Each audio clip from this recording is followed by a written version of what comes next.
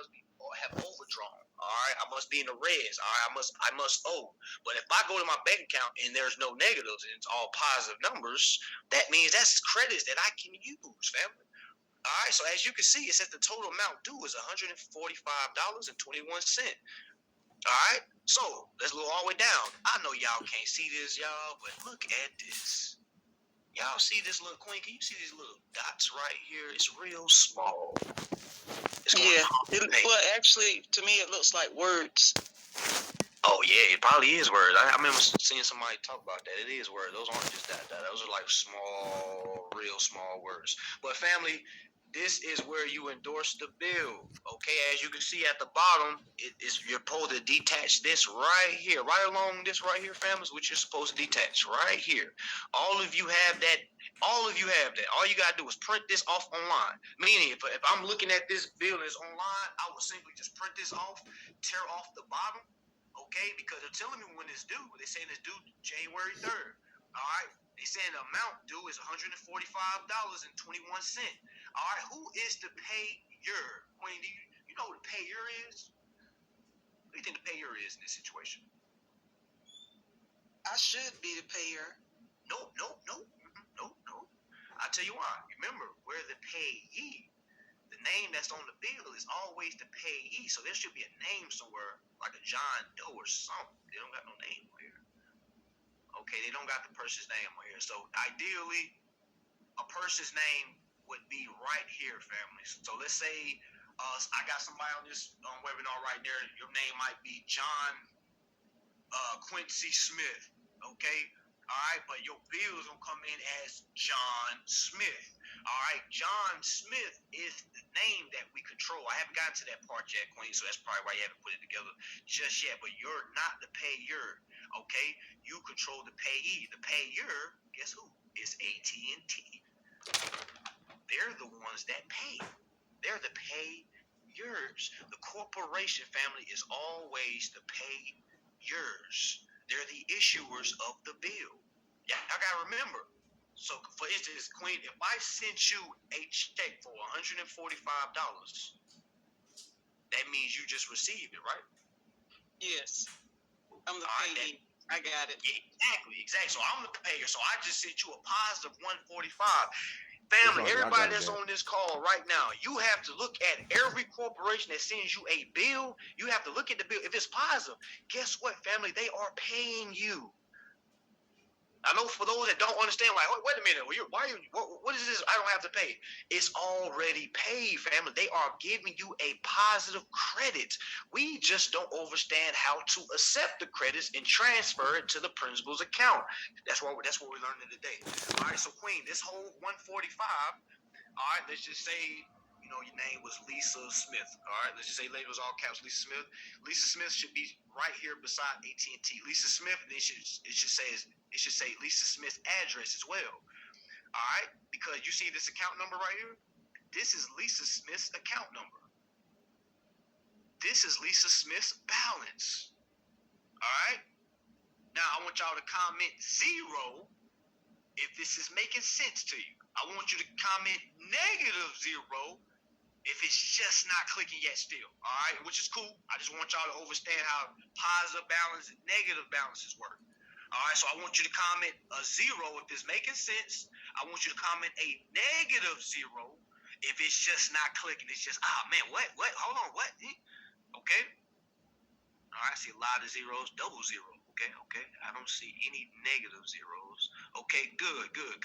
All right, because it's kind of easy to understand once it's broken down. All right, if I see a 145.21 in my bank account right now, first of all, I'm gonna ask myself, why is it only $145 in my bank account? But we're not. You see what I'm saying? Like, I'm just giving y'all an example. Like, imagine seeing that number in your bank account. That wouldn't be money you owe, family. That would be money that you can use. So that means, okay, I got 145 to play with. You have to look at all your bills like that, family, because all your bills has this section right here where it says detach here. We're going to cut this off, or, rip it off, and this by itself is going to be a check. Okay, this right here is going to be a check. All right, this same check, we're going to turn it into, where's that bill that we had? Hold on, fam. to write a check. Bam. All right. When we get done with that bill, it should look like this, fam. Where is it? It should look like this. Okay? It should look just like this, written out in Word form. Okay? It got the balance, it got the name. All right, so let's get back to the bill.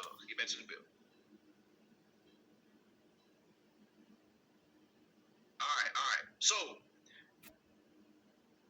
back to our phrases, key phrases to remember. Remember, we already put paid to the bearer. We already put accepted for deposit. We already wrote it out in words and figures. So we just did the first three things it is to endorse the bill. All right, now we're on the 3p's, family. It's imperative. It is mandatory. It's not even optional. It's mandatory that you are able to understand and identify the principal or the 3p's. You're looking for the principal balance. You're looking for the principal's account. You're looking for the principal's name. Okay, so let's go back to that bill and see if we can identify the three. All right, go back to. All right, so of course we don't have a name on here, so we're just going to use the name Lisa. All right, we're going to use the name Lisa Smith. So I want y'all to visualize like there's a Lisa Smith right here. There's no name on here. I wish there was. Oh yeah, here it is. My bad, y'all. Y'all see where it says AT&T customer? I want y'all to visualize that being your name, right? Well, that being a name right there. All right, the name that's right there is the principal's name. I'm gonna say it two more times. The name on the bill is the principal's name. The name on the bill is the principal's name. Okay. So we already found the principal's name. Okay. Now let's look for the principal's account number. That's one of the 3p's. Bam, there you go, right there. Account number 1, 2, 3, 4, 5, 6, 7. All right, that's Lisa Smith's account number. Lisa Smith is the principal. The principal's account number is right here. Now let's find the principal's balance. Voila, right here. That's the principal's balance. So we just identified the 3p's: principal's name, principal's account number, principal's balance. All right. I want you to comment 5 if this is making sense. All right, I want you to comment -5 if you're still kind of, okay. Okay, what are we looking like? All right, I see 1 -0. Okay. All right. All right, 5. Exactly. Y'all, this is very simple. Don't overthink it. All right, we're looking for the principal's name, principal's account, all right, and the principal's balance, the 3p's. I want y'all to look at y'all bill right now. I want you to find the name that's on the bill. I want you to circle that name. And I want you to somewhere put principal's name. You can put P name. Principal's name. All right, now I want you to find the principal's balance. I want you to find the balance on that bill somewhere. I want you to circle it. All right, next I want you to go ahead and put a line and put principal's balance, because that's the balance of the principal. All right, next I want you to find the account number on that bill. It should be somewhere on that bill, somewhere. You may not have the whole number, it may have abbreviation of the number. All right, I want you to circle that, and I want you to put principal's account. All right, that is how you identify the 3p's, family. That really helped me out, like identifying the bill. Like, okay, all these funds are owed to my principal, so I'm the mere agent for this principal. I am not the principal. I'm the agent for this principal. So whatever the principal is owed, I have to collect. Okay, and these payers, meaning these corporations, they send me a check every month. It is a bill. We have to basically turn that bill into a check. All right, it's called a bill of exchange, because we're exchanging this bill into a check. All right, have you ever, for those that have endorsed your bill, you know when you endorse, they say, hey, we only take cash or money orders or checks. That's because they don't understand that this bill, we have endorsed it and changed it and basically exchanged it into a check. All right, that's what it is, man. All All right, that's what for the P's. That's what it is. All right, so I want y'all to comment 2 if this is making sense to you. I want you to comment -2 if it's just not making sense. It's still kind of high. And of course, y'all, we're not even an hour into class, so the fact that y'all are, though there are commenting too, and it's clicking, y'all, that's how easy this stuff is. All you gotta do is take your time and really identify what's what, and it's gonna make everything else easy. All right, I promise you, it's gonna be the easiest class you've ever took. All right, it's just gonna be time consuming. That's it. All right, so let me go back to our key phrases. Go back to our key phrases. All right, so we've already identified. So let's go to our bills. The bills that y'all see in front of y'all right now. Okay, so you should have a set, or you should have paid to the bearer somewhere to the left at the bottom. You should have accepted for deposit at the top. Anywhere at the top, doesn't matter where. Just find somewhere, place it. You should have the balance written out in word form. What I mean by that is, okay, let me go ahead and pull that up again. What I mean by that is, it needs to look like this, family. It needs to be written out in word form. I just highlighted it. It needs to be written out in word form. Okay? Alright. Alright, back to it. Alright. My bad. Okay, so the 3p's on your bill, you should find the all caps name on your bill. You should see the principal's account number on the bill. You should see the principal's balance on the bill. Okay? Next, we're going to flip that bill over, family. We're going to flip that bill over. And this is how you want to restrict, endorse, restrict, endorsements. All right, this is your signature, family. You're going to write it exactly like this. Okay. Whoa. Why is it underlined? All right, just like this. Nope, my bad. By, dot, for, dot. Remember, our example is, let's say the person's name is Lisa Terry Ray. Let's say the name is Lisa Terry Ray. All right, so it's by, the by is always by the agent, family. So again, we're dealing with Lisa Terry Ray, so the last name is going to go first because the last name is what identifies the agent. So it's going to be Ray, last name first,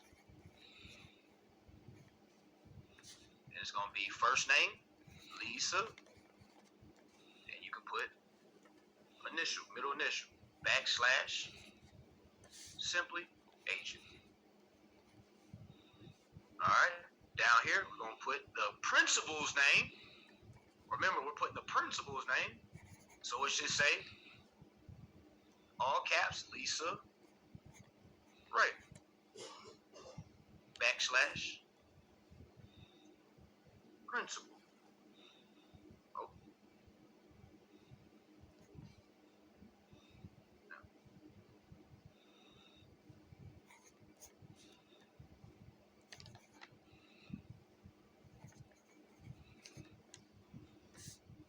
All right, I want you to comment the number 9 if this is making sense, if this is clear for you, because this is how you're going to write the back of, no cursive, family.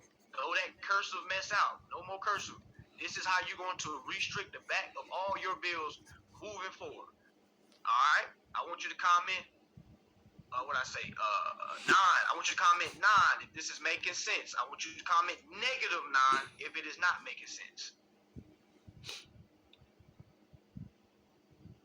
No, we don't write no middle name. Whatever you see is how it is. This is why I don't answer questions. Whatever you see, what I just did, is what you do. You know what I'm saying? If you want to add the junior, you can. If you don't, you don't. All right? It just has to be a 3 name compared to a 1 name. That's it, family. Don't overthink it. Whatever you see, that's what you do. I know they say don't just follow things blindly. Trust and believe. We're going to understand why it is that we're doing everything that we're doing. All right? So, again, this is on the back. restrict, endorse the back. All right, and it can be anywhere. All right, up under that, you want to put without recourse. All right, bam, right there, family, right there. This is how you're going to sign all your documents dealing with your bills. Okay, by Ray, Lisa, T, agent, for Lisa, Ray, principal. Okay, it's that simple. That's how you're going to restrict, endorse. All right, so right now, go ahead and restrict. Go ahead and restrict, endorse the back of your bill. Go ahead. All right, I'm gonna give y'all a couple seconds to go ahead and do that. Put that on the back.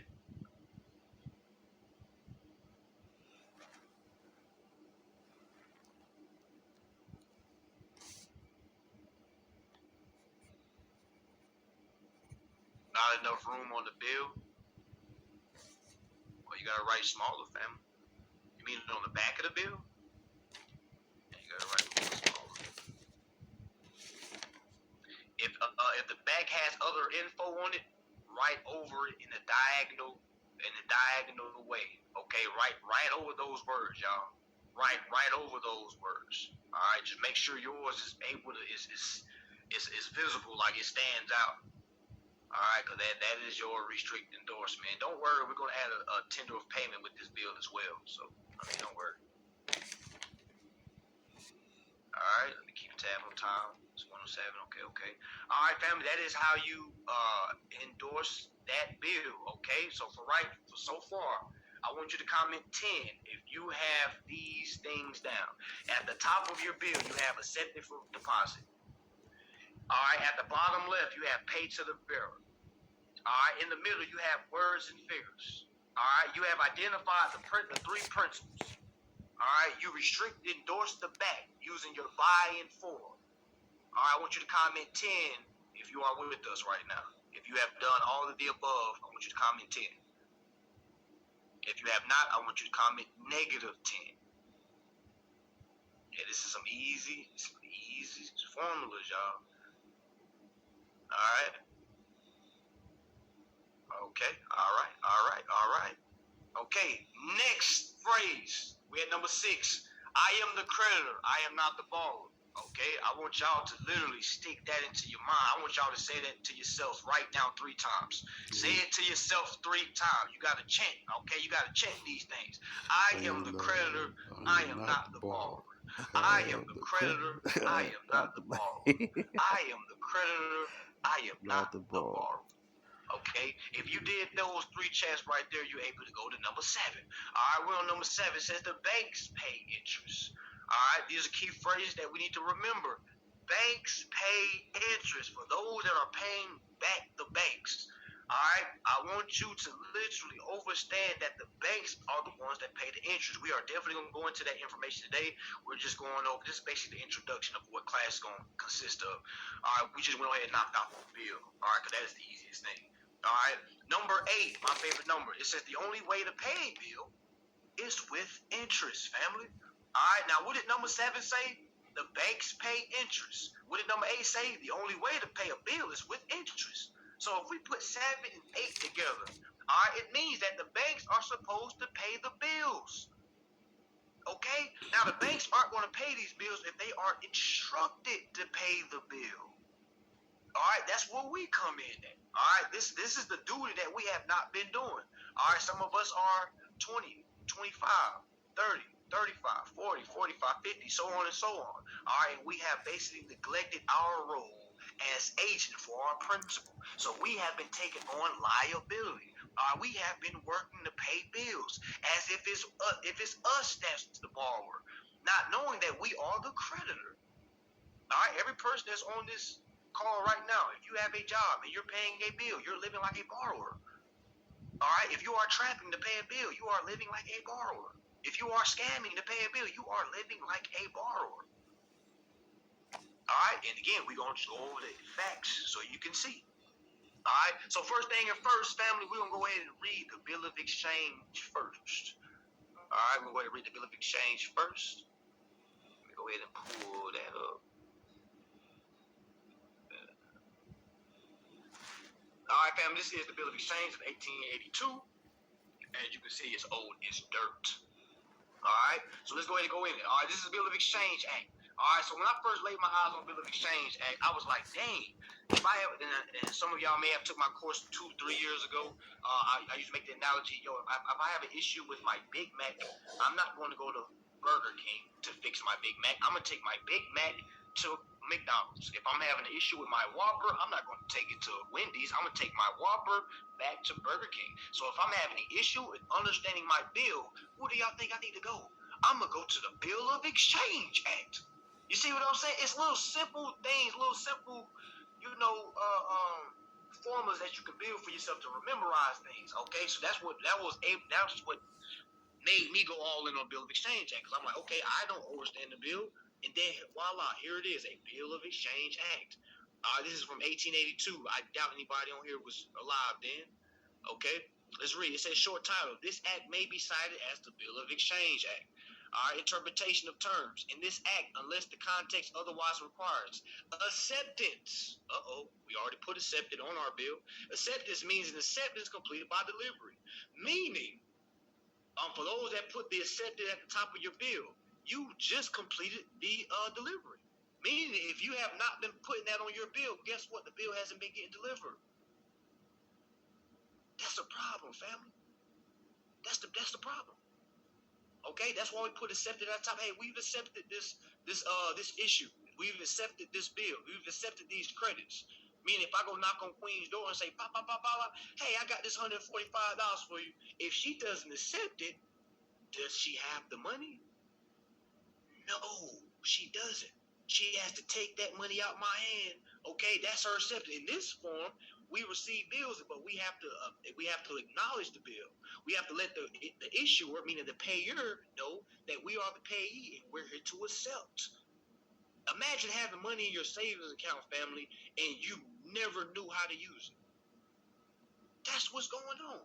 We all got money in our savings account, and we're telling ourselves, oh, I'm broke. You're not broke. If you have bills, you are not broke.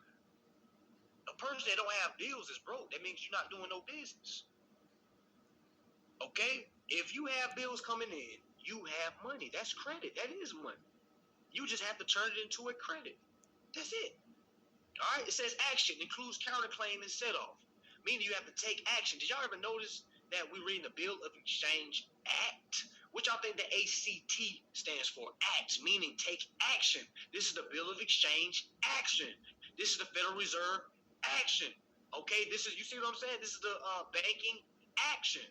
All right, anytime you hear the word act, that means that person that act is for needs to take action. It says here, action means includes counterclaim and set off. So if somebody puts a claim against you, as far as eviction, somebody says you owe them, you need to take action and do what? Counterclaim. Counterclaim is not calling your grandma and saying, they don't raise my rent. They don't took no money out my... Y'all, they don't care about that. Okay? They don't care about that. All right? Do you understand the business going on, or are you living through the business transaction through emotions? All right? Because if you're living life through emotions, you're probably losing in business. I'm saying it again, if you're living life by emotions, you're probably losing in business, meaning you're not collecting all the interest that you can be collecting. All right, so it says action includes counterclaim and set off, meaning to set off something, meaning you have to take action. All right, meaning if we want your bill set off to zero, you need to take action in your performance. All right, that's what we're learning today. All right, so it says banker includes a body of persons, whether incorporated or not, who carries on the business of banking. Read that again. A banker includes a body of persons, whether incorporated or not, who carries on the business of banking. I'm gonna let y'all know that I indulge in the business of banking with my person. All right, I'm a banker. Okay, you might not think you're a banker. All right, if you're dealing with interest and accepting titles on behalf of a principal, you're a banker. Okay, let's keep reading. It says bankrupt includes any person whose estate is vested in a trustee or assignee under the law for the time being, in force relating to bankruptcy. Y'all see how it says time being? Meaning it's temporary. bankruptcies are temporary, meaning when the state takes over your estate or your land, that is temporary. Because as soon as you come forth the correct way and claim what's yours, all right, they have to fork over, or they have to basically reverse the repossessing. All right, we're going to read the Testamentary Act. Don't worry. All right. And as y'all can see, we're just reading the definition so far on the bill of exchange. All right. Queen, can is the visuals good? Absolutely. Okay. All right, so we got bearer. Bam, bearer. Has anybody on this call ever been a ring bearer before, a pall bearer? All right, has anybody ever passed in the family? You was at the funeral, you had to be a pall bearer? All right, anybody had to be a ring bearer? All right, what were you bearing? You were bearing the casket. You were bearing the ring. Okay, you were bearing something. Why did we put pay to the bearer on our bill? All right, let's read what a bearer is. It says bearer means a person in possession of a bill or a note which is payable to bearer. Simple. All right, simple. That's why we're paying it to the bearer. It says means a person in possession of it. That makes me, I'm bearing this instrument. I'm bearing this bill. I'm holder of it. All right, let's keep reading. All right, it says bill. Now, before I read this definition, I want everybody, after you read this definition, to really second guess everything you've been doing up to this point, because nowhere in the world did it ever say a bill means to go pay using income. All right, here we are reading from the Bill of Exchange Act. All right, I'm not listening to no banks on what a bill is. I'm not listening to my grandma. I'm not listening to my pops. I'm not listening to my mom. I'm not listening to my sisters. Nobody to tell me about a bill. I'm going to go to the Bill of Exchange Act so the Bill of Exchange Act can define what a bill is. All right? So it says bill means a bill of exchange, and note means promissory note. Simple.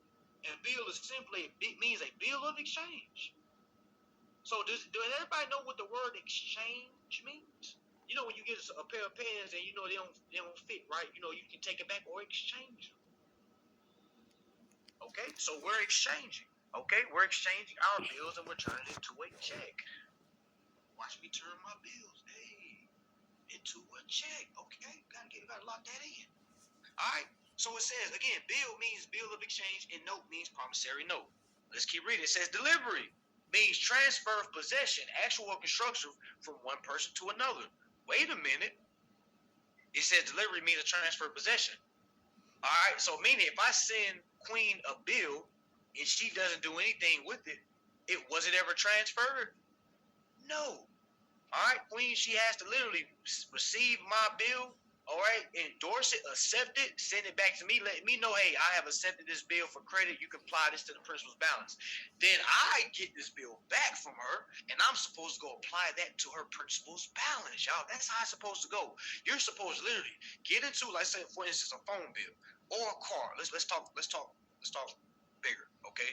Let's say a car or a house. You're supposed to get into that house or that car. All right, that first bill that's issued to you, you're supposed to accept that bill, transfer it back to the issuer that gave it to you. All right, again, we're over everything how to do that. All right, but I'm just giving you how it's supposed to go. That issuer is supposed to receive that endorsed bill back from you and apply it to your principal's account. All right, remember, we're acting on behalf of the principal, here to claim the principal's balance and to transfer it to the principal's account, because the account is due. All right, when you turn to your neighbor and say, the account is due. T-Mobile's not due. Okay, the account is due. All right, the account is due, and the managers of that account is trying to pay that account.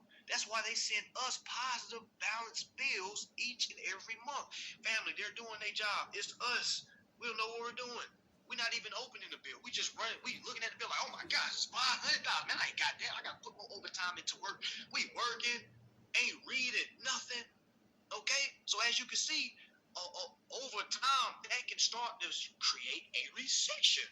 Okay, a recession is built off inflation. The recession is built off the lack of information of the consumers. All right, so it says delivery means a transfer of possession. As you can see right here, it says acceptance means a acceptance completed by delivery. Meaning if you don't accept it, it was never delivered. Okay. All right, let's keep reading. It says holder. Holder means the payee. So Queen, you remember you was like, I'm the payer. You're not the payer. You know why? Because you're the holder. How are you the holder and the payer? You see what I'm saying?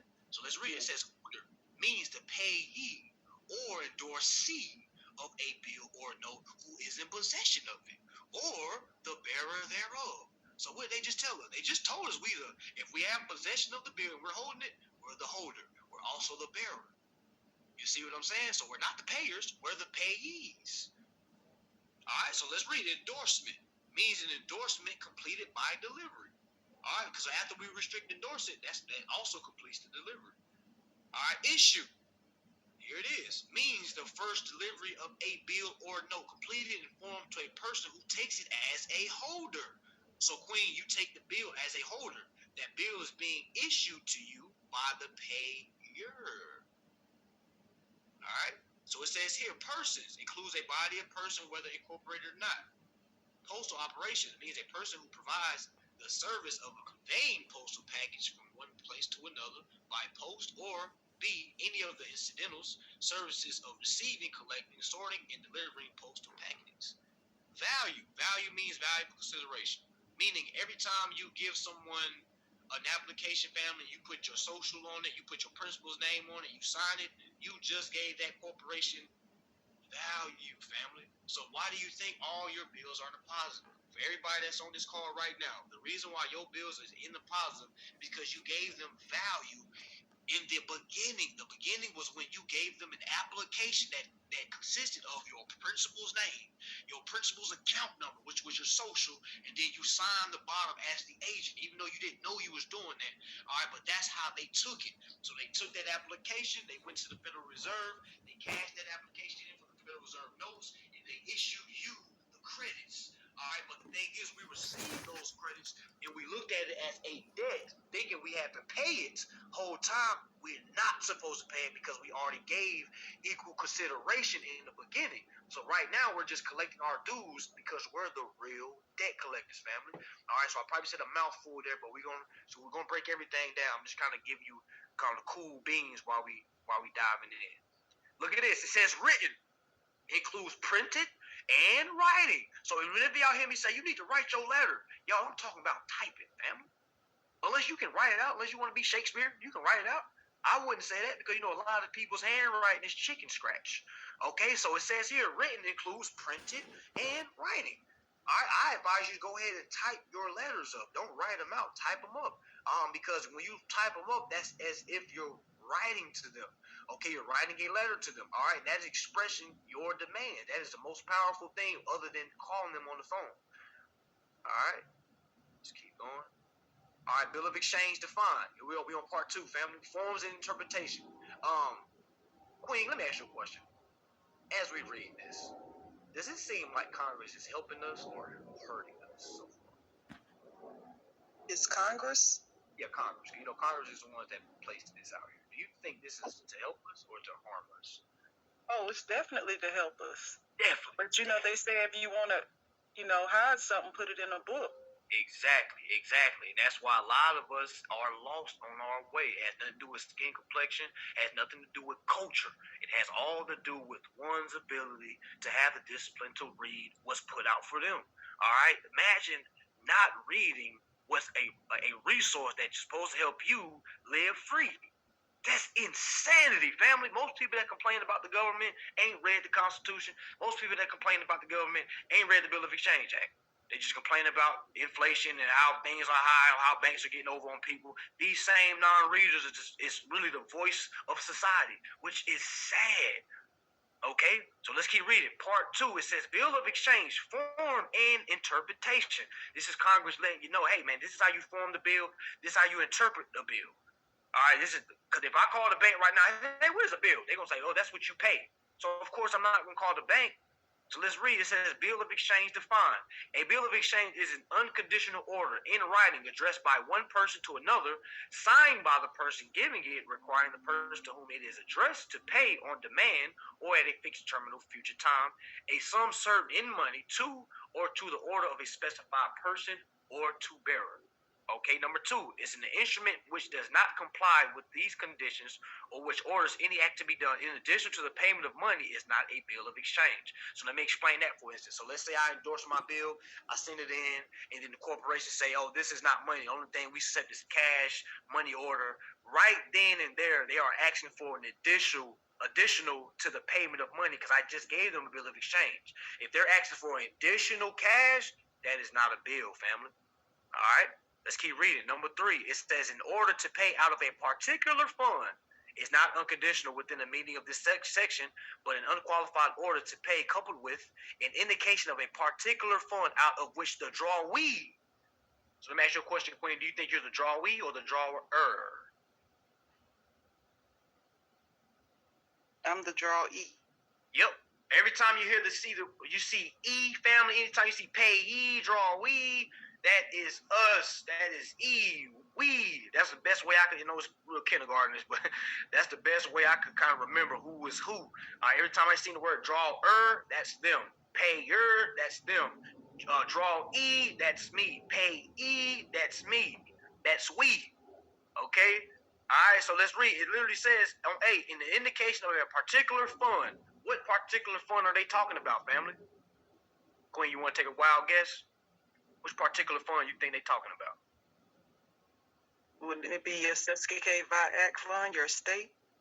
Yep, I'll give it a little bit more specific. Let's say T-Mobile send you a bill for $145. All right, that's the account.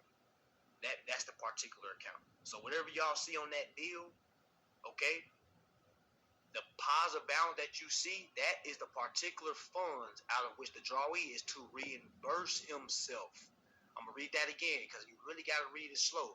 All right, it says, look, again, A, I'm right here, family, I'm right here. Go ahead and highlight, I'm right here. It says, an indication of a particular fund out of which the drawee is to reimburse himself or a particular account, principal's account, to be debited with the amount. So meaning the drawee can debit the principal's balance to the principal's account, family. That's what you're supposed to be doing with the bill. That's what you're supposed to be doing with the bill, family. You're supposed to be accepting these bills and transferring it to the principal's account for set off. That's how we perform a bill, fam. That is the only way to pay and perform a bill. There is no other way. You're not supposed to be going out here and working and paying the bill. Your bill is already paid. You just got to sit down and read what's going on. A lot of us don't read. I can't say us. A lot of y'all don't read. I read. Okay, I can't. All right? I read. A lot of us do read. But a lot of y'all don't read. Okay? Let's read number 4. It says a bill is not invalid by reason that it is not dated. So if you don't got a date on your bill, it's invalid. It says that does not specify the value given or that any value has been given. Y'all see how they worded that? It says that it does not specify the value given, that or that any value has been given. So meaning all your bills is value that's being given to you. Okay, so if you don't have a value, meaning a principal's balance on that bill, that's not a bill. Number C, it says that it does not specify the place where it is drawn, or the place where it is payable. Number 4, inland and foreign bills. An inland bill is a bill which is, or on the face of it, purports to be both drawn and payable within Abu Dhabi global market, or drawn within the Abu Dhabi global market upon some persons resident therein. Any other bill is a foreign bill. Unless the contrary appear on the face of the bill, the holder may treat it as an inland bill.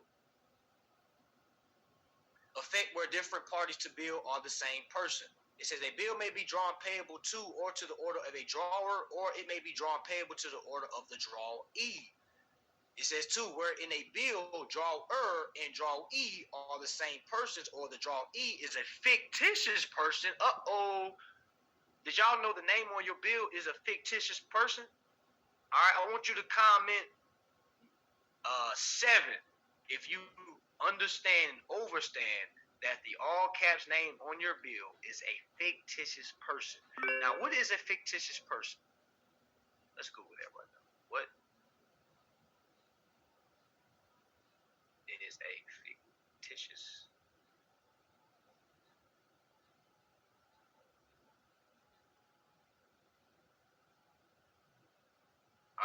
This is. Look at this, y'all.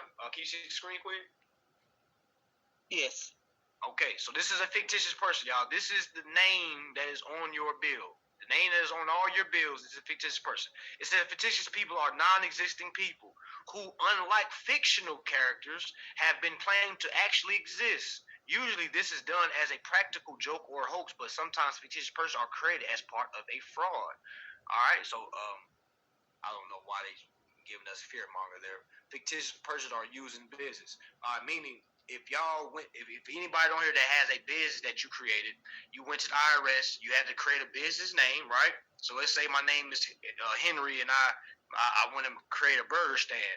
I might make it called Henry Burgers, right? Henry Burgers is the principal's name. That's the fictitious person that I'm doing business with, or that I'm doing business using name for. Henry Burgers is the name of the business. That is a fictitious person. Bank of America is a fictitious person. All right. Every corporation that has a business name, that is a fictitious person. Your fictitious person, when you do business, the name you use when you're doing business. Your government name is the fictitious person. That birth certificate is a fictitious person. All right. We'll make sure everybody know that. All right. Let's go back. Where were we at? Okay. All right, so right here. All right, it says basically where in a bill, drawer and drawee are the same person, or where the drawee is a fictitious person, or a person not having capacity to contract. Ooh-wee. The holder may treat the instrument at his option, either as a bill of exchange or as a promissory note. So they literally just said, if the drawee is the fictitious person, so Queen, the name that's on the bill is the drawee. That's the fictitious person. It says, or a person not having capacity to contract. So they're literally talking about the person that is paying their bill, utilizing the bill, is a person that is contracting without the capacity, all right, to contract. That is a minor. But any person that's on this call right now, if you're paying bills using income from your job, you are a minor because you do not have capacity to contract. All right, if you did have capacity to contract, you would be endorsing your bills and transferring the credits that's already owed to you. Okay, so that's what they're talking about right here when they say a person not having capacity to contract. The holder may treat the instrument at his option, meaning T-Mobile can handle the bill as they wish if I'm paying the bill using cash, because that's an indication showing them that I don't have capacity to contract, so they can basically substitute for me until I gain the capacity to contract. It's like a parent-child relationship. All right, so let's keep reading. It says addressed to drawee. It says the drawee must be named or otherwise indicated in the bill with reasonable certainty, meaning the drawee, the all caps name, needs to be somewhere on the bill. It says a bill may be addressed to two or more drawees, whether they are partners or not. But in order addressed to two drawees, in the alternative, or to two or more drawees in succession is not a bill of exchange. Certainty required as to payee, where a bill is not payable to bearer, the payee must be named or otherwise indicated therein with reasonable certainty. A bill must be made payable to two or more payees jointly, or it may be made payable in the alternative to one or two, or one or some of several payees. A bill may also be made payable to the holder of an office for the time being. It says, where the payee is a fictitious or non-existing person, the bill may be treated as payable to bearer. Now, Queen, do you see why we put pay to the bearer? Because Yes. our fictitious person is the payee is a fictitious person, and since we're dealing with a non-existent person with our all caps, the bill must be treated as paid to the bearer. All right, so we basically reimbursing ourselves with the account, if that makes sense. All right, can y'all go ahead and comment six if this is making sense? If it's everything's flowing, I want you to comment five. No, six and six, minus six if it's not making sense. Six if it's flowing, minus six if it's just not adding up, man. It's like chicken shred. It's like Spanish right now. It's English to you right now if Spanish is your first language. Okay? All right. Yeah, because it's kind of self-explanatory, y'all. All we got to do is read. Okay? Cool. Let's keep reading. It says, what bills are negotiable? Oh man, let's read. It says when a bill contains words prohibiting transfer or indicating an intention that it should not be transferable, it is valid as between the parties thereto, but it is not negotiable. Um, a negotiable bill may be payable either to order or to bearer. A bill is payable to bearer which is expressed to be so payable. Listen to this, y'all. Or on which the only or last endorsement is in endorsement in blank. Meaning, how do I, Queen, let me ask you a question. How would I express that I want it to be paid to the bearer? How would I express that? By writing it on the bill? Bam! There you go. That's simple.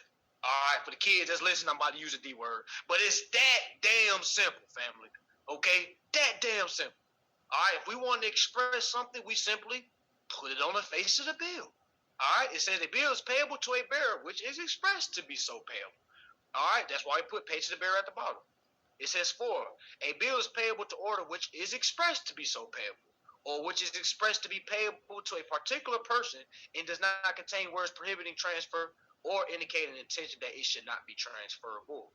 Okay, number 5, where a bill either originally or by endorsement is expressed to be payable to the order of a specified person and not to him or his order, it is nevertheless payable to him or his order at his option. All right, now go ahead and put your antennas on. All right, go ahead and sit up, wake up, wake up, wake up. This is a powerful part right here, y'all. Some payable. All right, after I read this, I want y'all to tell me, do y'all see the word go to work and go get a job and go get money to go pay bills? I want y'all to let me know if y'all see this anytime as I'm reading. It says some payable, okay? It says the sum payable by a bill is some certain within the meaning of this act, although it is required to be paid. They are literally telling you the only way to pay a bill is these ways right here. Queen, can you please read that first number 8 for me? What does that say? Number 8. With interest. With interest. So the only way to pay a bill is A, with interest. That's the first way to pay a bill. Now let's go back to our phrases. Y'all remember the chant that we had? Okay. The banks pay interest. The banks pay interest. The banks pay interest. Here it goes in bill of exchange, showing you that the only way to pay a bill is with interest. Hold on, let me move this out the way. Screens. There you go. Okay. Let's go back. So a sum payable by a bill is a sum certain within the meaning of this act, although it is required to be paid with interest. All right. B, it says by stated installments. C, by stated installments with a provision that upon default in payment of in any installment, the whole shall become due. Meaning, if you ever faced a default or your account ever went in declines or anything like that, family, did you know you can pay everything off on the face by basically expressing it? Don't believe me, they just said it. The whole shall be due. You gotta think to yourself, who is the principal's, who is the balance due to? The balance is not due to T-Mobile. The balance is due to the principal's balance. Okay, the balance is due to the principal. My apologies. The balance is due to the principal. All right.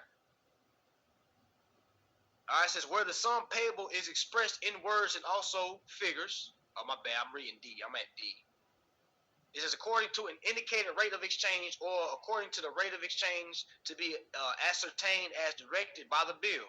It says where the sum payable is expressed in words and also in figures, and there is a discrepancy between the two, the sum denoted by words is the amount payable.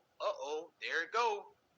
Where the sum payable is expressed in words and in figures. Let's go ahead and pull up our key phrases. Words and figures. Now y'all know why we putting it in words and figures. Why? It's because that's what the bill of exchange say do. You follow? Is that clear, Queen? That makes sense. Yes. Okay. It does. All right. Let me keep going. All right. That's why we write down in words and figures. So y'all, that's why the bill should look just like. Where is it? Yep, there it goes, right there in words and figures. Y'all remember we pulled this bill up? All right, words and figures. Why you think all checks have words and figures? Because just in case this number is wrong, this number is never this words ain't never gonna be wrong. Okay. All right. So let's keep going.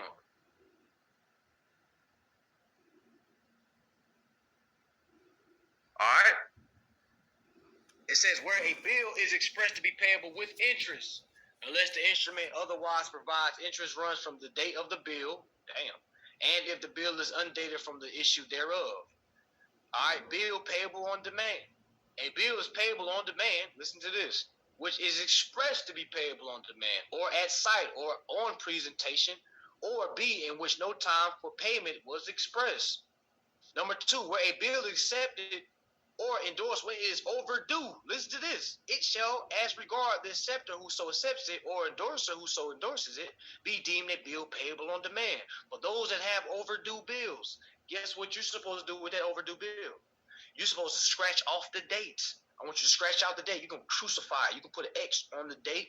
All right. Somewhere beside or under where it says pay to the bearer, I want you to put pay on demand.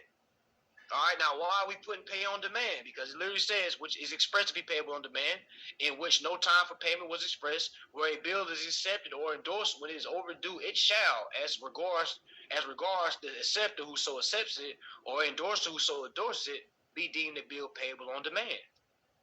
All right, so again, if you have an overdue bill, you can literally endorse that as well. All right. All right. Bill payable at a future time. A bill is payable at a determinable future time within the meaning of this act, which is expressed to be payable at a fixed period after date or site, on or at a fixed period after the occurrence of a specified event, which is certain to happen, though the time of happening may be uncertain. An instrument expressed to be payable on a contingency is not a bill, and the happening of the event does not cure the defect. Omission of the date and bill payable after date. Where a bill expressed to be payable at a fixed period after date is issued undated, or where the acceptor of a bill payable at a fixed period after site is undated, any holder may insert therein the true date of the issue or acceptance, and the bill shall be payable accordingly, provided that one where the holder in good faith, and by mistakes inserts a wrong date, and in every case where a wrong date is inserted, if the bill subsequently comes into the hands of a holder in due course, the bill shall not be avoided thereby, but shall operate and be payable as if the date so inserted had been the true date. All right, antedating and post-dating. Where a bill or an acceptance or any endorsement on a bill is dated, the date shall, unless the contrary be provided, be deemed to be the true date of the drawing, acceptance, or endorsement as the case may be. All right, a bill is not invalid by reason only that it is antedated or postdated, or that it bears a date on a Friday or a Saturday. Computation of a time of payment. Where a bill is not payable on demand, the day of which it fails due is determined as follows. The bill is due and payable in all cases on the last day of the time of payment as fixed by the bill. If that is a non-business day, on the succeeding business day. All right, number two, where a bill is payable at a fixed period after date, after site, or after the happening of a specified event, the time of payment is determined by excluding the day from which the time is to begin to run, and by including the day of payment. I'll just let you know which days you can endorse a bill or receive a bill. Number three, where a bill is payable at a fixed period after site, the time begins to run from the date of the acceptance, if the bill be accepted, and from the date of noting or protest, if the bill be noted or protested for non-acceptance or for non-delivery. The term month in a bill means calendar month. Case of need, the drawer of a bill and any endorser may insert therein the name of a person to whom the holder may resort in case of need. That is to say, in case of a bill, it is dishonored by non-acceptance or non-payment, such person is called the referee. In case of need, it is an option of the holder to resort to the referee in case of needs or not, as he may think fit. Now, just to give y'all a heads up, the referee in this situation is the judge. Meaning, if you're receiving a dishonor, let's say you endorse your bills and they just say, no, now we're not doing this. After you give them an opportunity to cure and a default of judgment, after you go to the courthouse and file your claim, all right, you're bringing in a referee to basically oversee what's happening. All right, of course, you try to handle it outside of court during a private administration. All right, but again, the corporation may be playing hardball, so you're going to have to sue these people, family. All right. Again, suing somebody is not on the phone being mad. I'm gonna sue y'all. You got to actually know how to build a case, fam, because it's not about what you know; it's about what you can prove. All right, so let's keep reading. It says optional stipulations by drawer or endorser. The drawer of a bill and endorser may insert therein an express stipulation, negativing or limiting his own liability to the holder, waiving as regards himself some or all of the holder's duties. Definition and requiescence of acceptance. The acceptance of a bill is the signification by the drawee of his assent to the order of the drawer. I'm gonna read that again. The acceptance of a bill is the signification by the drawee of his assent to the order of the drawer. That's just basically the signature, family. All right, number 2, it says an acceptance is invalid unless it complies with the following conditions, namely, it must be written on the bill and be signed by the drawee. The mere signature of the drawee without additional words is sufficient. It says B, it must not express that the drawee will perform his promise by any other means than the payment of money. Meaning, you don't supposed to go get a job, family. You just got to express, hey, I want to pay this to the bearer. That's performance. Okay? I want y'all to comment the number 1 if this is making sense. I want you to comment -1 if it's not making any sense. All right. How we looking? All right. We good.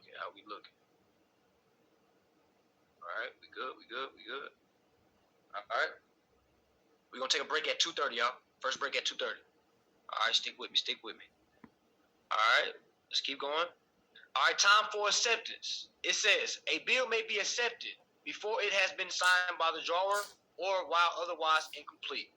2, bill may be accepted when it is overdue, listen to this, or after it has been dishonored by a previous refusal to accept or by non-payment. Do y'all hear this? Meaning, time for acceptance, meaning, this stuff's supposed to get accepted regardless if they dishonor it, family. That's why I'm gonna teach you how to stay on course. Keep going. Don't stop just because they say we're not accepting this. Don't stop. Because number 2, it says when it is overdue or after it has been dishonored by previous refusal to accept or by non-payment. Number 3, when a bill payable after sight is dishonored or by non-acceptance and the drawee subsequently accepts it, the holder, in the absence of any different agreement, is entitled to have the bill accepted as of the date of the first presentment to the drawee for acceptance. So if we do not, so as you see, it says non-acceptance or non-payment. So non-payment will fall on us. Dishonored by non-acceptance will be on them. Okay. All right, general and qualified acceptance. All right. General and qualified acceptance. All right, say general and qualified acceptance, and acceptance is either A, general, or B, qualified. A general acceptance assents without qualifications to the order of the drawer. A qualified acceptance in express terms varies the effects of the bill as drawn. In particular, an acceptance is qualified, which is, listen to this, conditional. That is to say, which makes payment by the acceptor dependent on the fulfillment of a conditional therein stated. B, partial, that is to say, an acceptance to pay part only of the amount for which the bill is drawn. C, local, this is to say, an acceptance to pay only at a particular acceptance specified place in the court. Acceptance to a pay at a particular place is a general acceptance, unless it is expressly stated that the bill is to be paid there only and not elsewhere. Okay. D, qualified as to time. E, the acceptance of some one or more of the drawees, but not of all. Okay. All right. Make sure we capacity of parties. We good on that. Okay. All right. Capacity and authority of parties. Capacity of parties. All right. Capacity to incur liability as the party to a bill is coexistent with capacity to contract. All right. That's why I always say the less you know, the more you pay. The more you know, the less you pay. All right. It all has to do with your capacity. So it says, provided that nothing in this section shall enable a corporation to make itself liable as drawer, acceptor, or endorser of a bill unless it is competent to it. So to do under the law for the time being in force relating to corporations. Number 2, where a bill is drawn or endorsed by an infant, minor or corporation having no capacity or power to incur liability on a bill, the drawing or endorsement entitles the holder to receive payment of the bill and to enforce it against any other party thereto. I say signature is essential to liability. No person is liable as drawer, endorser, or acceptor of a bill who has not signed it as such, provided that where a person signs a bill in a trade or assumes name, he is liable thereto as if he had signed it with his own name. The signature of the name of the firm is equivalent to the signature by the person so signing of the names of the person liable as partners in that firm. Forged and unauthorized signatures. Subject to the provision of this act, where a signature on a bill is forged or placed thereto without the authority of the person whose signature it purports to be, the forged or unauthorized signature is wholly inoperative, and no right to retain the bill or to give a discharge therefore or to enforce payment therefore against any party thereto can be acquired through or under that signature, unless the party against whom it is sought to retain or enforce payment of the bill is precluded from setting up the forgery or want of authority. Providing that nothing in this section shall affect the ratification of an unauthorized signature not amounting to a forgery. Procuration signatures. A signature by procuration operates as notices that the agent has but a limited authority to sign, and the principal is only bound by such signature if the agent so signing was acting within the act's limits of his authority. A person signing as agent or in the representative capacity. Listen up, family. It says where a person signs a bill as a drawer, endorser, or acceptor and adds words his signature indicating that he signs for or on behalf of a principal or in a representative character, he is not personally liable thereon, but the mere addition to his signature of words describing him as an agent or as fulfilling a representative character does not exempt him from personal liability. All right. In determining whether a signature on a bill is that of the principal or that of the agent by whose hand is written, the construction must favorable to the validity of the instrument shall be adopted. All right. The consideration for a bill, value, holder for value. We're almost done with this, y'all. All right, value consideration for a bill may be constituted by a consideration sufficient to support a simple contract. All right, an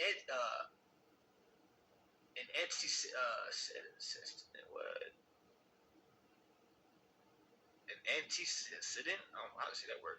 Debt or liability. Such debt or liability is deemed valuable, considering whether the bill is payable on demand or at a future time. All right. Number 2, where a value has any time been given for a bill, the holder is deemed to be a holder for value as regards the acceptor in all parties to bill who become parties prior to such time. All right, where the holder of bill has a lien on it arising either from a contract or by implication of law, he is deemed to be a holder to the extent of the sum for which he has a lien. Okay. Let's see make sure y'all looking at y'all bills. So far, your bill should already be fully, okay. Your bill should be fully endorsed. Okay. At the top, it should say accepted for deposit. To the left, it should say pay to the bearer. If it's an overdue bill, you're going to put pay on demand. All right, you're going to scratch out the date if it is an overdue bill. If it's not an overdue bill, you don't have to worry about that. Okay, if it's an overdue bill, you don't have to worry about that. Okay, you should have already signed the back with your restricted endorsement. As we can see, let me pull that back up.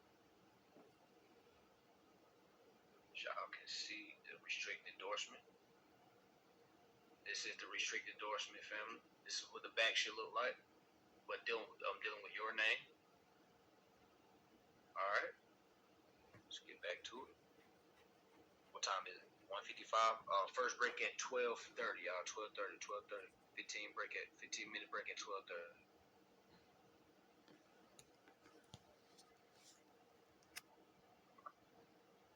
All right, restrictive endorsement. Hold on, let me conditional endorsement. Let me go down the street. Endorsement. All right, restricted endorsement. An endorsement is restrictive, which prohibits the further negotiations of the bill. That's why we restrict, y'all. That's why we restrict endorse. All right. This is why we restrict endorsement. It's by and it's for. That's us restricting. It says in the endorsement is restrictive, which prohibits the further negotiations of the bill, or which expresses that it is a mere authority to deal with the bill as thereby directed and not a transfer of the ownership therefore. As for example, if a bill to be endorsed pays D only or pay D for the account of X or pay D or order for collection. Two, a restrictive endorsement gives the endorsee, listen to this. You already know what an endorsee is. A restrictive endorsement gives the endorsee the rights to receive payment of the bill and to sue any party thereto that his endorser could have sued, but gives him no power to transfer his rights as endorsee unless it is expressly authorized him to do so.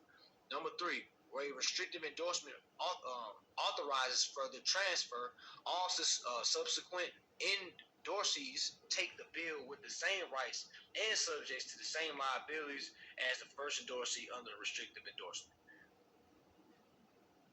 All right, number 36, negotiations of overdue or dishonored bill. All right, where a bill is negotiated in its original, it continues to be negotiable until it has been restrictively endorsed or discharged by payment or otherwise.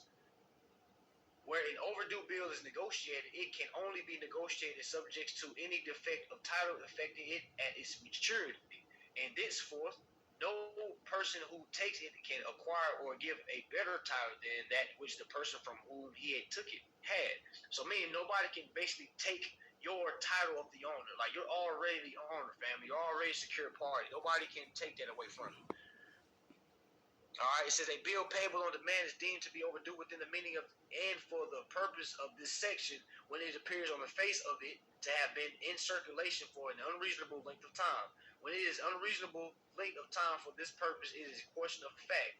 Number four, example or except where an endorsement bears date after the maturity of the bill, every negotiation is prima facie deemed to have been effected before the bill was overdue. Number five, where a bill which is not overdue has been dishonored. Any person who takes it with notice of dishonor takes it subject to any defect of title attaching thereto at the time of dishonor, but nothing in this subsection shall affect the rights of a holder in due course. Meaning, y'all, they can't dishonor anything, y'all. They can't impede on our rights as holder in due course. Okay? Negotiable of bill to party already liable. It says where a bill is negotiated back to the drawer, or to a prior endorser or to the acceptor of such party may, subject to the provision of this act, reissue and further negotiate the bill, but he is not entitled to enforce payment of the bill against any intervening party to whom he was previously liable. Rights of the holder. The rights and powers of the holder of a bill are as follows. He may sue on the bill in his own name.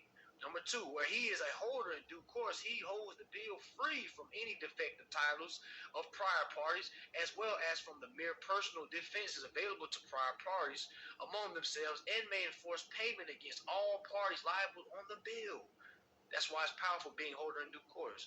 It says where his title is defective, if he negotiates the bill to a holder in due course, the holder obtains a good and complete title to the bill, and if he obtains payment of the bill, the person who pays him in due course gets a valid discharge for the bill. Okay. All right. So I'm gonna jump. I see where y'all remember when we was talking about Queen. You remember when we was talking about how the interest banks supposed to pay the interest? Yes. All right, so this is where it talks about where the banks pay the interest. This is 12 USC 1431, powers and duties of the banks. Meaning anything you read in this, You can go ask the banks right now, and they're going to lie to you. They're not going to know nothing we're reading right here, family. All right, this is straight from Congress. This is 12 USC 1431, powers and duties of the banks. The very first powers of the banks, as you can see, family, is to borrow money. All right, so let me ask you a question, Queen. What do you think money they're borrowing? What money are they borrowing? What do you think? The money we deposit, our money, multiplying it by 9 or 10. Yeah, well, it's the application. And we're gonna read the Federal Reserve Act when we come back from break. Our signature is the money, correct? Yeah, the signature is money. Well, what did we put our signature on? Whatever we put our signature on and we gave that to, that was our money. That was value. So since they took that, you see what I'm saying? That was them borrowing our money because they were supposed to bring back the credits. All right, so that's why their first power, family, is to borrow. Every single bank, every single financial institution that deals with consumers are borrowers. Okay, they're borrowing our applications, family. Every single time you submit an application, you are giving that corporation money. All right, so the first power is to borrow money, issue bonds and debentures, general power. It says each federal home loan bank shall have powers subject to rules and regulations prescribed by the director to borrow and to give securities, therefore, and to pay interest. Now, y'all remember when we was reading the Bill of Exchange Act, what was the number one way to pay a bill? You remember, Quinn? What was the number one? Endorsing it. Nope. It was A. You remember A? Start with I. One way to pay the bill. Start with an I. I got it highlighted. It's only one way to pay a bill. Oh, to pay it with interest. Yes. Exactly. With interest. So as y'all can see, when we read the Bill of Exchange, it said you must pay a bill using interest. Right here it says that the banks are supposed to give securities and to pay interest. It says thereon to issue debentures, bonds, or other obligations upon which such terms and conditions as the director may approve, and to do all things necessary for carrying out the provision of this chapter and all things incident to it. All right, so that's what it is for the banks, family. The banks are the ones that pay interest, family. All right, you have to really lock this code down right here because it's very helpful. Very helpful. Okay, very. All right, Congress literally telling you that the banks are the borrowers. Okay. Let me see how much is on this. Oh yeah, we're not gonna be able to get to the whole one. Okay.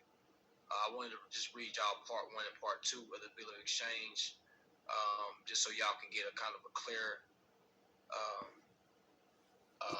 visual of what it's saying. Now, for anybody that's lost, can you please put -10? For those that are following along and stuff that's making sense, you good to go. I want you to comment 10. Put 10. Okay, yeah, this stuff is pretty easy, fam. Stuff is pretty easy. All right, as we go, we're going to be at, like I say, clearing up questions for those. All right, but as you can see, y'all, this stuff is self-explanatory. All right, we're going to switch over to 15 USC 1601. As y'all can see, 15, remember, y'all, we're going to break at 2:30, 15-minute break at 2:30. Stick with me. All right, 15 USC 1601. Family, this is Title 15. Y'all know what Title 15 is? Title 15 is Truth in Lending. All right, Truth in Lending came out in 1968, family, around the same time Martin Luther King got killed. I don't think Martin Luther King got killed due to racial wars. I think he got killed due to these acts that got passed down. This is my theory, all right, because it's just a coincidence that Truth in Lending was passed during that assassination. Our Basic Bill of Rights was passed in 1962, the same year President Kennedy got assassinated. So, you know, a lot of these acts were passed out during some very pivotal times in our society. We were really too busy to really stay on task what Congress was passing because we were dealing with the news and things like that. All right, but this is Title 15, Truth in Lending 1601. This is what Congress has found, and this is what they declare of the purpose of the Truth in Lending title. All right, number 1, y'all, is A. I'm talking about number 1. A, their first declaration is to inform the use of credit. Now, let me ask you a question, Queen. Why do you think Congress had to start off with saying we got to inform the use of credit?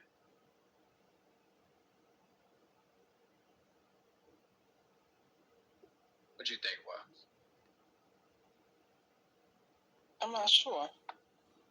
Okay, good. All right, so now one thing you gotta remember: Congress doesn't do anything for no reason.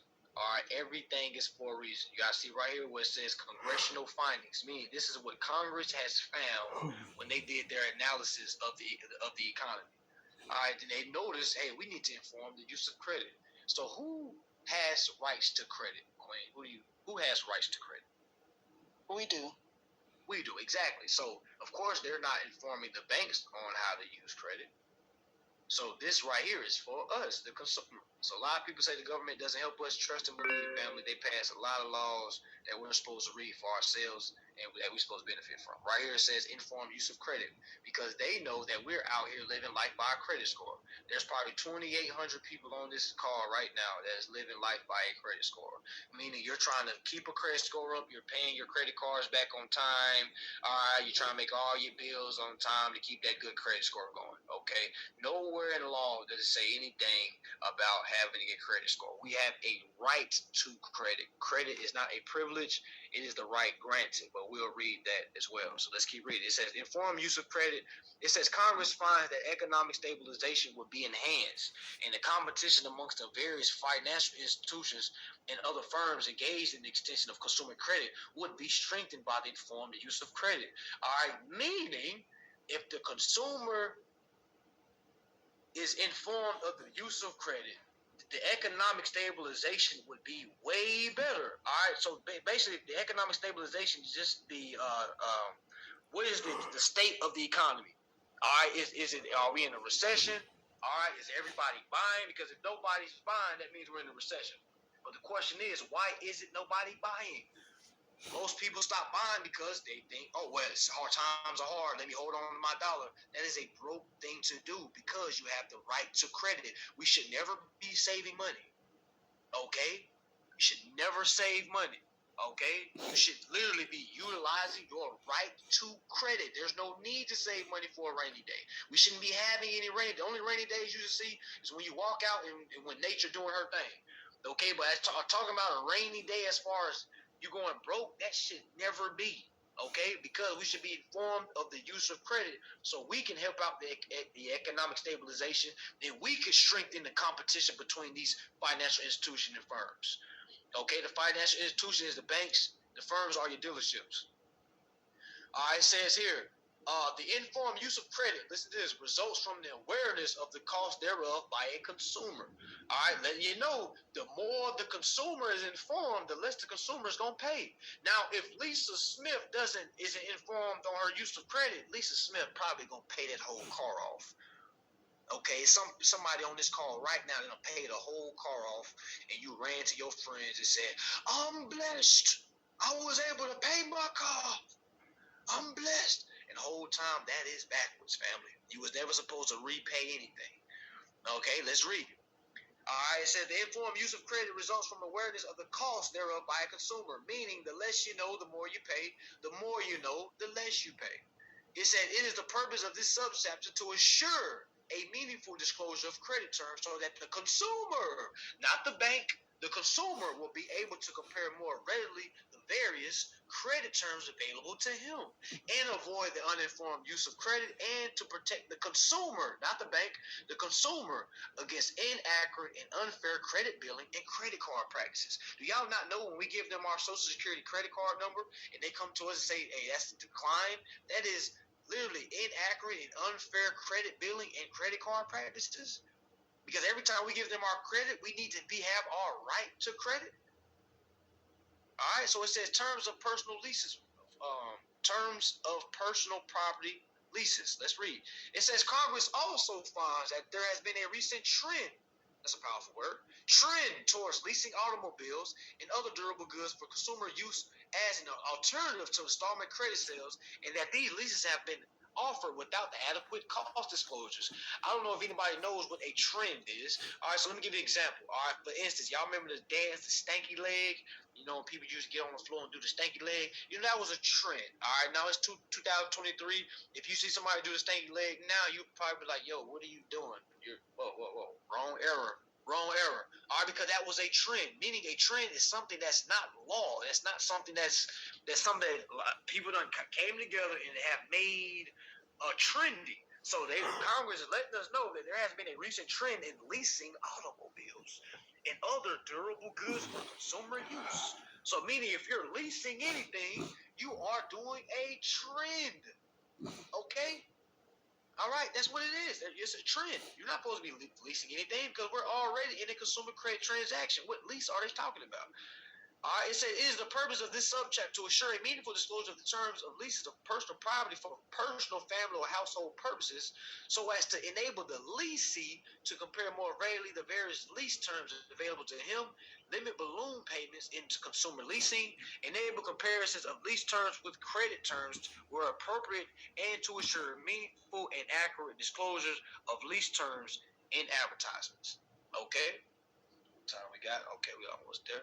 All right, so as y'all can see, this is 15 USC 1601. You see how short it was? Very short. So we're going to go ahead and click on next. And by the way, this is Law of Cornell, family. I just typed in 15 USC 1601 and it pulled up congressional findings. All right, here we are. This is 15 USC 1602. We just did 1601. We're on 1602. Definitions and rules of construction. The definitions and rules of construction set forth in this section are applicable for the purpose of this subchapter. It says bureau. The term bureau means the Bureau of Consumer Financial Protection, meaning TransUnion, Equifax, Experian. They are not bureaus, meaning they are not backed by nobody. Why do you think you can remove something in 24 hours? Because they're not backed by nobody. Okay? I'm not telling you to remove anything. I'm just letting you know why do you think you can remove something in 24 hours? Because they're not backed by anything. It says C. The term board refers to the Board of Governors of the Federal Reserve System. Did y'all know that our all caps name is the name of our estate? It's also the name of our banks. All right, since we are in control of these banks, we are board members of the Federal Reserve System. Our bank is a part of the Federal Reserve System, which makes us a board member. Okay. It says D, the term organization means a corporation, government, or government subdivision, or agent, trust. There you go. Estate, partnership, or cooperative, or association. That's an organization, meaning we're a natural person and we're an organization. Look at this. It says the term person means a natural person or an organization. They just let you know right there. Meaning you can't have an organization without first being a natural person operating that organization. All right. It says the term credit. Let me know if y'all see the word privilege or credit score. It says the term credit means a right granted by a creditor to a debtor to defer payment of debt or to incur debt and defer its payment. Now let me ask you a question, Queen. All right, if they saying the term credit means the right granted by a creditor, well, who's the creditor if the bank is the borrower? We are. Exactly. Simple. You see how we just simple. I don't know if y'all remember the little toys when you were a little kid. It's right to tell you if your baby slow or not. You give them the shapes and stuff. You see if your baby can put the triangle with the triangle, square with the square. Okay, right here, right now, y'all. All we doing is fixing. We're putting the shape with the shape. All right, the bank is the borrower, so that lets me know every time I see the word creditor, they're talking about me. All right, so they literally just said the term credit means the right granted by a creditor to a debtor. So if I'm not the debtor or borrower, who am I? I'm the creditor. I'm the lender. Okay, I'm the one that lent my application, my value, my securities was lent out. Okay, so it said the term credit means the right granted by a creditor to a debtor to defer payments of debt or to incur debt and defer its payments. G, the term creditor. Here we go. The term creditor only refers to a person. We already know what a person is, right? A natural person, meaning to be a creditor, you have to first be a natural person and then an organization. Do y'all see how they did that? They really laid it out perfectly. The term person right here means a natural person or organization. They already named what a creditor is, and then they came down here and said creditor only refers to a person. They're talking about us, who both regularly extend, whether in connection with loan, sales, or property or services, or otherwise consumer credit, that's us, which is payable by agreement in more than 4 installments, or for which the payment of a finance charge is or may be required. We are all in finance charge. If you have a vehicle, have a house, have an apartment, have any student loans, you're in a finance charge. Okay? All right, it says 2 is the person to whom the debt arising from the consumer credit transaction is initially payable on the face of the evidence of indebtedness. Let me pause right there. Let me read that again because they're saying a lot right there, y'all. Number 2, it says the creditor is the person to whom the debt arising from the consumer credit transaction is initially payable on the face. How do you pay something on the face, Queen? Give me an example. You said it earlier. How do we pay something on the face? By expression. By expressing, hey, I wanted to pay this to the bearer. To the bearer. Okay? Y'all make sure y'all lock that in. All right, it says initially payable on the face of the evidence of indebtedness, or if there is no such evidence of indebtedness by agreement, notwithstanding the preceding sentences, in the case of an open-end credit plan involving a credit card, the card issuer, and any person who honors the credit card and offers a discount, which is a finance charge, are creditors. For the purpose of the requirements imposed under Part D of the subchapter in sections 1637, I can basically let you know all of the chance of this title. The term creditor shall also include card issuers, whether or not the amount due is payable by agreement in more than 4 installments or the payment of a finance charge, or may be required, and the Bureau shall, by regulations, apply these requirements to such card issuers to the extent appropriate, even though the requirements are by their terms applicable only to the creditors offering an open-end credit plan. Any person who originates 2 or more mortgages referred to in a substantial AA in any 12-month period, or any person who originates 1 or more such mortgages through a mortgage broker shall be considered to be a creditor. For purposes of this subchapter, the creditor includes a private educational lender, as that term is defined in section 1650 of this title for purpose of this subchapter.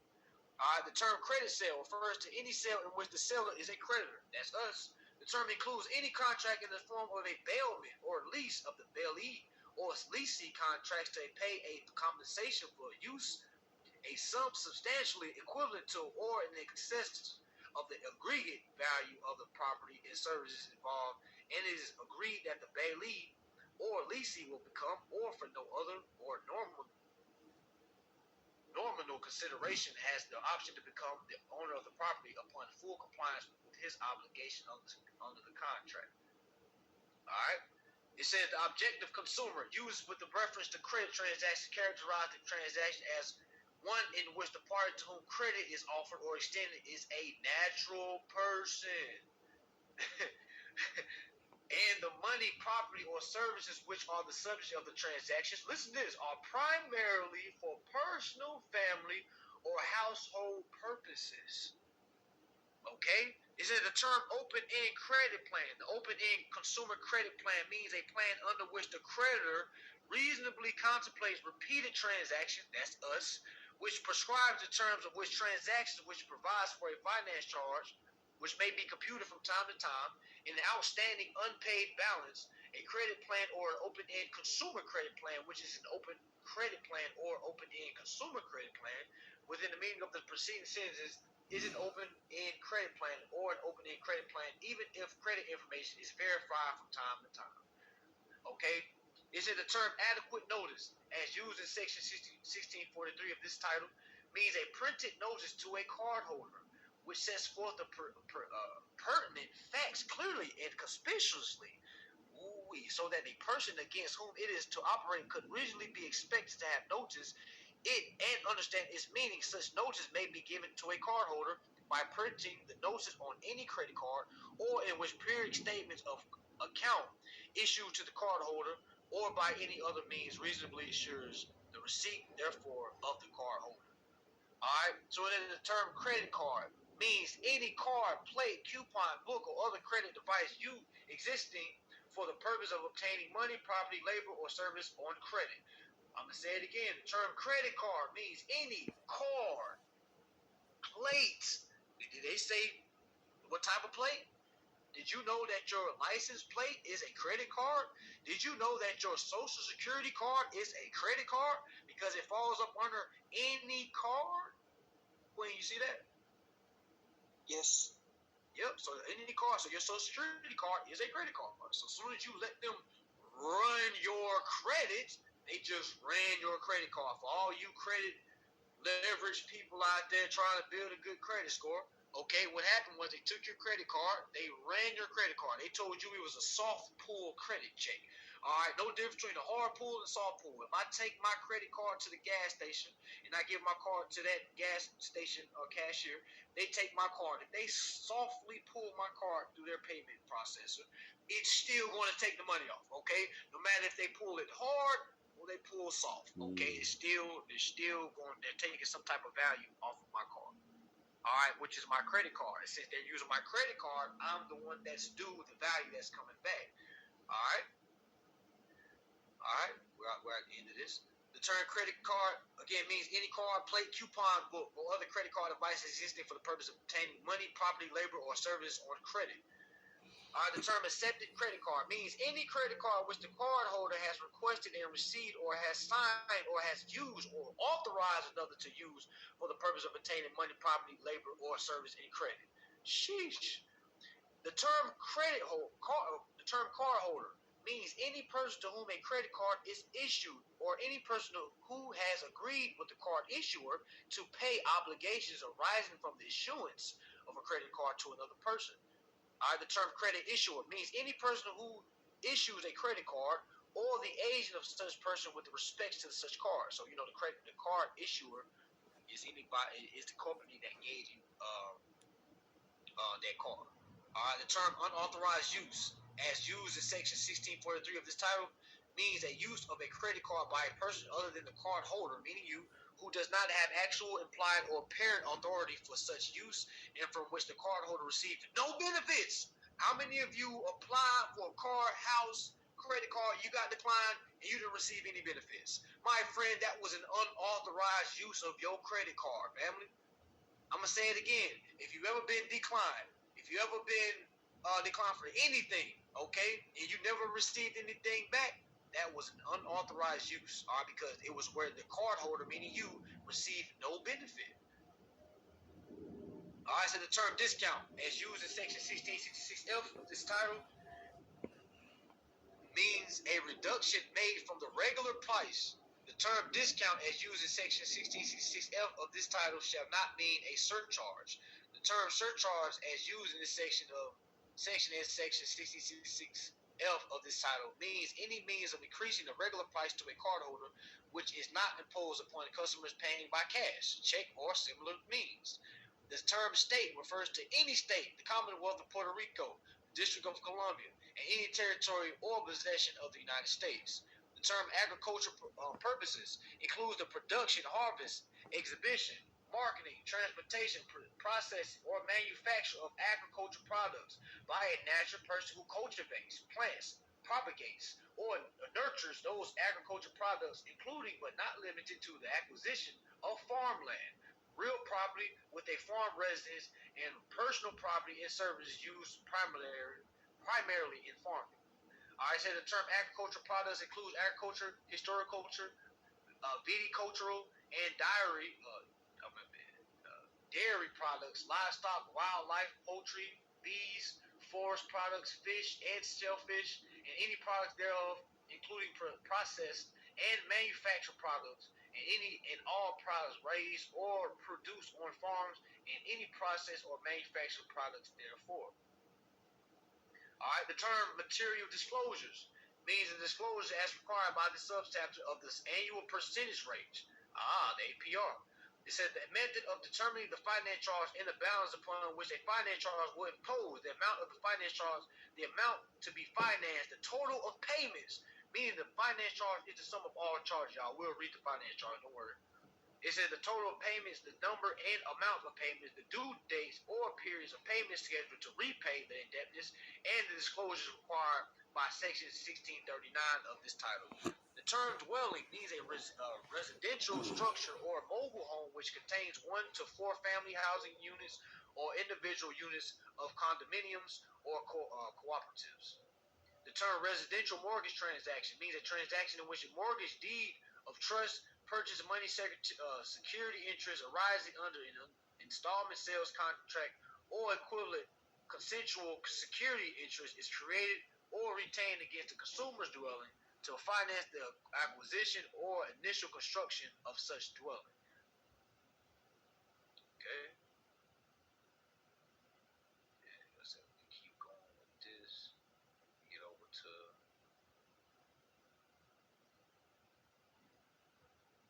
All right, well, we got 5 minutes. 5 minutes, y'all. 5 minutes. All right, 5 minutes. I'm gonna go ahead and let y'all go a little bit early because I gotta use the bathroom as well. All right, so we're gonna go on break. Okay, I want y'all to come back at 2:45. 2:45. That's Eastern time. 2:45 Eastern. We're gonna come back and we're gonna continue. We're gonna jump over to the finance charge, family. So appreciate y'all for tapping in. Go ahead and get your snacks, use the bathroom, and stretch a little bit. We'll come back at 2:45. All right.